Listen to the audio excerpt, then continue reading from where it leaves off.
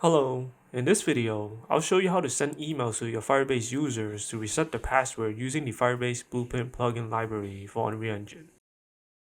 To send emails to your Firebase users to reset their password, use the Send Password Reset email node.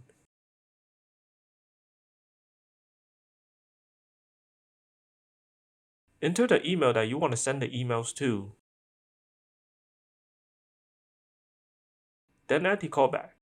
Click and hold on the callback pin. Then drag on the empty spot on the blueprint. Select Add Event, then add Custom Event.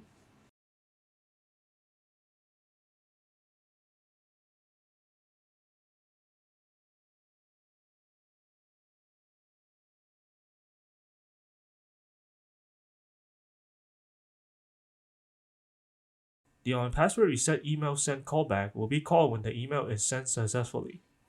The on fail to send password reset email callback is called when it fails to send the email.